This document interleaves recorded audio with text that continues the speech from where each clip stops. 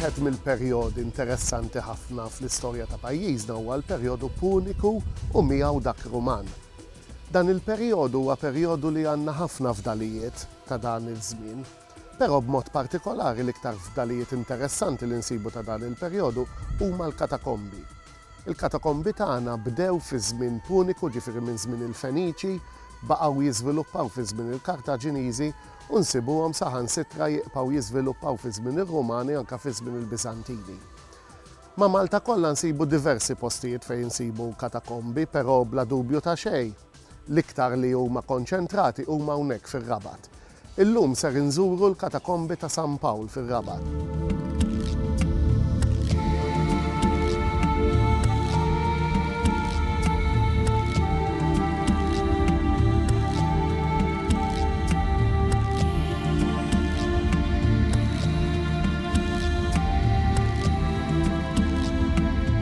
Sa minn żmien il-bronż dal-inħawi ta' Malta kienu maqjusin bħala iċ-ċentru l-iktar parti importanti. Fi żmien il-Feniċi naraw li ġiet fondata l-belt ta' Melit. Biż-żmien din il-belt saret il-belt ta' Melita li kienet tiġbor fiha l-imdina tal-lum kif ukoll parti kbira mir-Rabat, eżatt sal-Knisja ta' San Pawl. Din il-belt kienet belt popolata ħafna u anke fi żmien ir-Rumani kienet iċ-ċentru ta' Malta. L-użanza fi żmien puniku u fi żmien ir-Rumani kienet li l-mejtin tagħhom jidfnuhom barra l-belt. Allura meta bniedem iħaffer fl-inħawi tar-Rabat tista' tgħid li dejjem se jintaqa' mal-katakombi.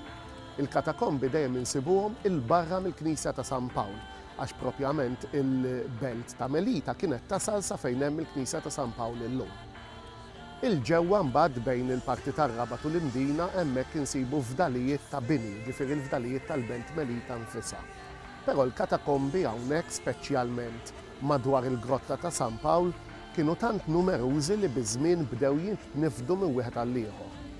Oriġinalment kienu jkunu katakombi żgħir ta' familja, però mbagħad tant sar labirint taħt l-art li dawn il-katakombi bdew jitnifdu ma' xulxin u bekk sar dan il-kumpless kbir ħafna dak ta' San Pawl.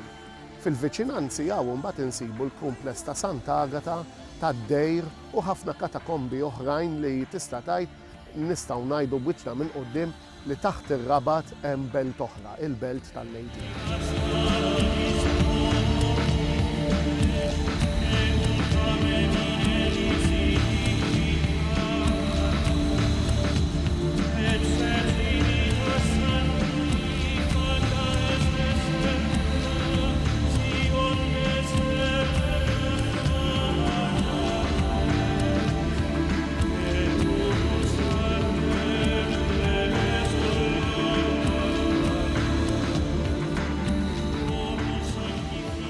Fil-bidu l-katakombi kienu jkunu katakombi żgħar ta' familja jew ta' komunità ċkejkna, biż-żmien mbagħad bdew jitnifdu ma' xulxin.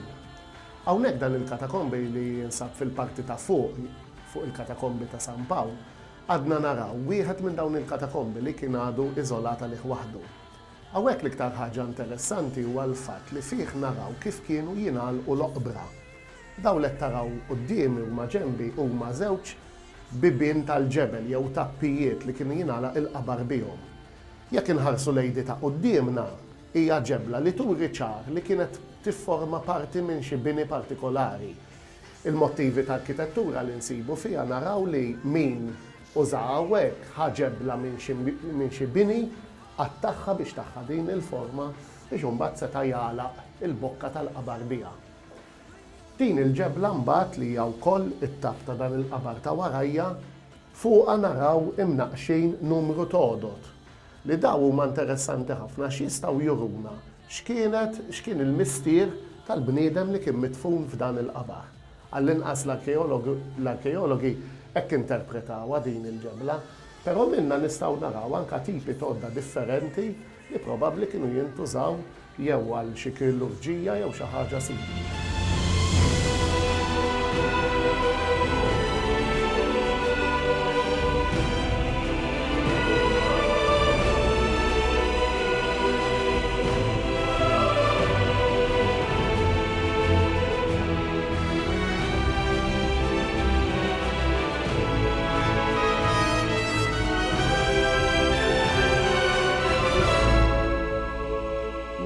Oriġinarjament l-entratura ta' katakombi kienet tkun waħda kemm xejn żgħira biex kemm jista' jkun din wara li jsir id-difna kienet tinħeba billi tintradam. Però meta hawnhekk sar kumpless daqshekk kbir u kien daqshekk vast u estiż taħt l-art, id-daħla tiegħu saret waħda kbira ħafna li kienet tiqpa mikxufa s-sena kollha. Kien fatt aċċettat li dan kien ċimiterju taħt l-art. Fil-perjodu tardif tal-katakombi ta' San Pawl naraw li partijiet minnu wkoll bdew jitkabru biex setgħu jilqgħu komunità ġo fihom. Jiġifieri hawnhekk għandna traċċi ta' waħda mill-ewwel kappelli li tħaffret fil-blat f'Malta. Meta nħarsu sewwa lejn il-ħitan ta' din il-kappella ninnutaw anke elementi ta' arkitettura bħal di pereżempju fejn hawn naraw somiljanza ta' kolonna li konna naraw fil-bini Ruman ta' dak iż-żmien, però minflok mibnija hija prattikament imnaqxa fil-blat. Barra minn hekk għandek spazju kbir biżżejjed fejn kif għattilkom seta' jilqa' komunità fih.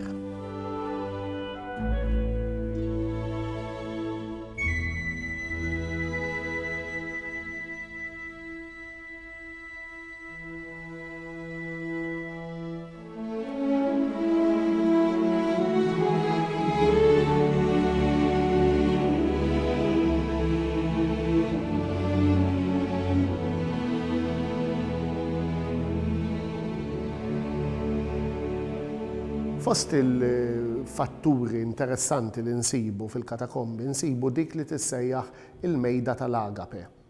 L-agape kienet iċ-ċerimonja li kienet issir mad-difna. Ikla jew xi tip ta' ċerimonja jew ritwal li l-ewwel insara kienu jagħmlu viċin il-post li jkunu difnu lill-leżiż tagħhom. Meta nħarsu lejn dawn l-agape naraw li għandek forma ta' mejda tonda, bin-naħa id-dawra tagħha kienet tkun imżersqa pjuttost biex bniedem joqgħod mindut hemmhekk u jiekol mill-parti tan-nofs jekk kien ikun hemm l-ikel f'din iċ-ċerimonja. Biż-żmien dawn l-agape bdew jitneħħew nafu wkoll li kien hemm anke papiet li pprojbixxew li jsir dan it-tip ta' ċerimonja fejn id-difna għax sfortunatament ma baqgħux daqstant xi ħaġa li kienet taspira spiritwalità. Però fil-katakombi tagħna tfadlilna ħafna fdalijiet minnhom u għalhekk nistgħu inqabblu l-forom differenti ta' dawn l-imwejjed tal-ġebel.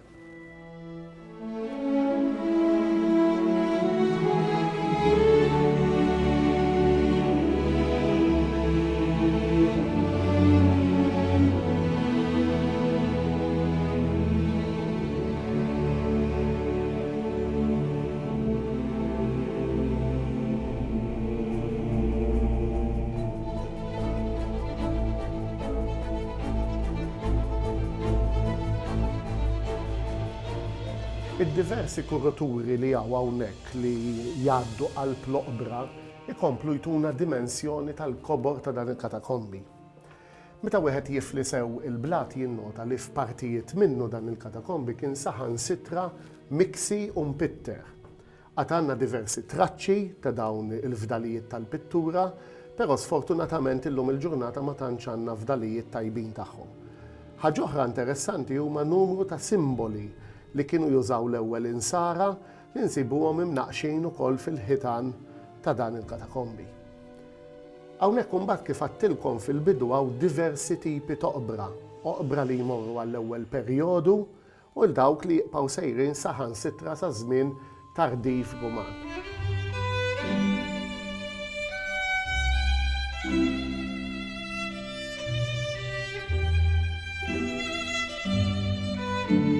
Wieħed mill-iktar forom ta' oqbra li nsibu frekwenti f'dan il-katakombi huwa dan li jsejħulu il-qabar bil-baldakkin jew inkella bil-kenopi.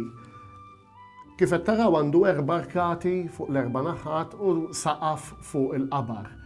Il-katavri kienu jitqedwaw ġew u mbagħad jitattew bil-kaptelli. Però mbagħad insibu tip ta' oqbra jixbħu lil dan fejn il-kaptell ta' fuq kien ikun skulturat mill-ġebla infisa u d-daħla għal-qabar kienet tkun mill-ġemp minn taħt biex bekk jagħtu diżin nisbaħ il-parti ta' fuq. Meta kienu jinsterqu dan it-tip ta' oqbra kienu jaħsbu li l-parti ta' fuq kienet lagħtu allura kienu jkissru lilha Għalhekk għandna diversi traċċi fejn insibu toqba fil-parti ta' fuq ta' dan il-forma tal-oqbra.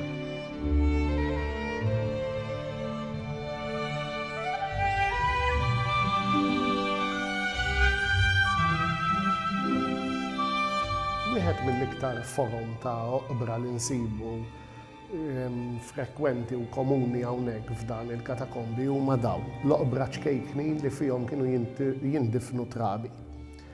Sfortunatament il-mewt ta' trabi kienet xi ħaġa li kienet tiġri ta' spiss ħafna fil-passat, anke fi żmien ir-Rumani.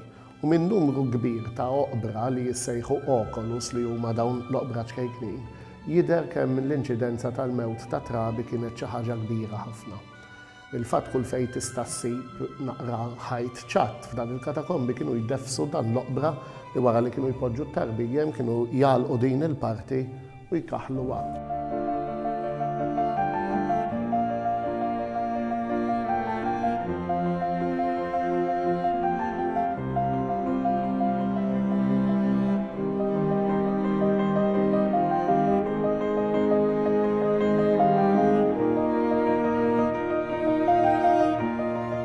Il-ġurnata meta ninżlu f'dan il-katakombi aħna m'għandniex problema għax hawn kullum kien bid-dawl, il-partijiet li huma miftuħin għall-pubbliku għandhom dawl tajjeb biex bniedem jara jimxi.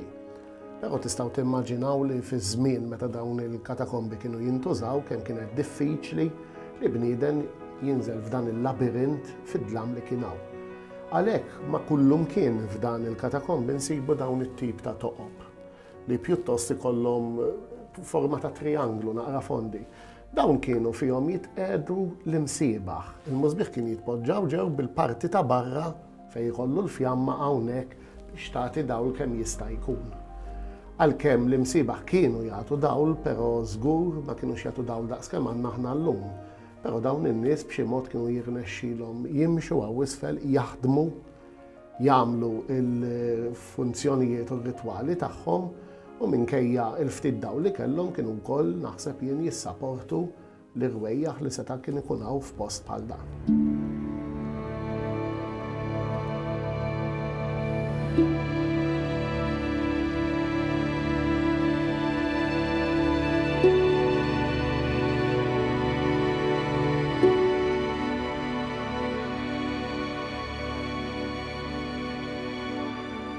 Fil-ħitan insibu wkoll imqattajn oqbra li kienu joqogħdu fihom l-adulti mhux tat-tfal biss. Pereżempju dan li taraw ma' ġenbi huwa qabar fejn kien jindifen katavru wieħed. Meta wieħed iħares sewwa lejh da jinduna li hawnhekk għandu speċi ta' mħadda b'din it-toqba ċirkolari fejn titpoġġa r-ras tal-katavru. Wara li kien jitpoġġa l-katavru hawnhekk dan kien jingħalaq u jitkaħħal ukoll. Għadi kienet forma oħra kif kienu jindifnu trabi fil-ħitan anke l-adulti setgħu jindifnu b'dan il-mod.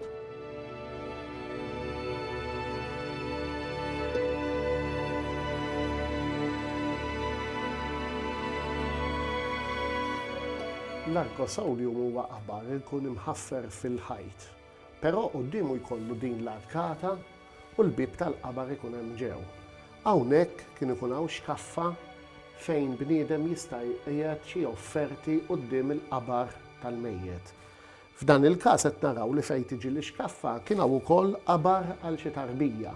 Jiġifieri il-post kien jibqa' jintuża u jservi diversi funzjonijiet. Dan it-tip toqbra l-arkosolium issibhom ħafna speċjalment fil-katakombi żgħar. Hawnhekk f'kumpless bħal dan San Pawl huma naqra rari għas sempliċi raġuni li kienu jridu ħafna spazju, allura kienu jippreferu jqattawhom u jkomplu jżidu iktar oqbra għal iktar difnit.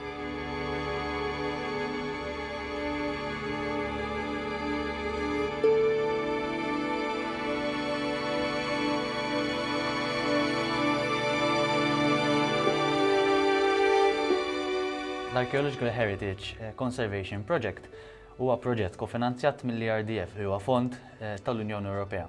Huwa proġett maqsum bejn tliet siti arkeoloġiċi Maltin, jiġifieri it-Tempji ta' Ħaltarxien, it-Tempju ta' Ġgantija u l-Katakombi ta' San Pawl ġew Rabat.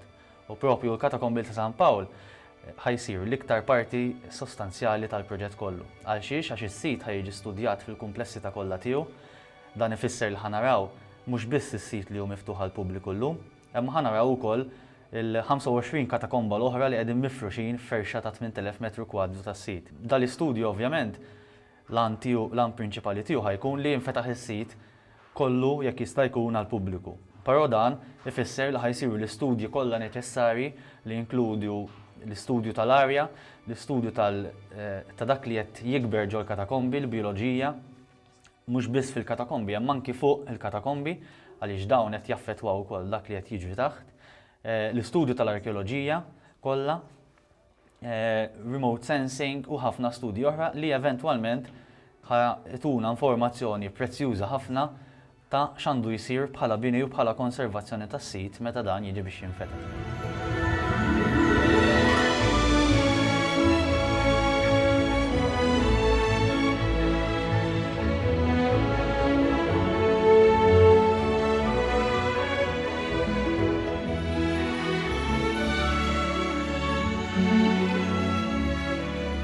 Dik kienet iż-żjara tagħna fil-katakombi ta' San Pawl, però nista' nassigurakom li biex timpressjonaw ruħkom u l dawk li ġibu magħkom, pereżempju tfal jew xi ħbieb barranin li jkollkom hawn Malta, tridu tiġu hawnhekk biex taraw kemm hu vażt dan il-kumpless. Aħna ser nifqu hawnhekk, inkomplu bil-programm Malta u lil minna u nkomplu naraw iktar x'għandu x'joffri l-programm għalina llum.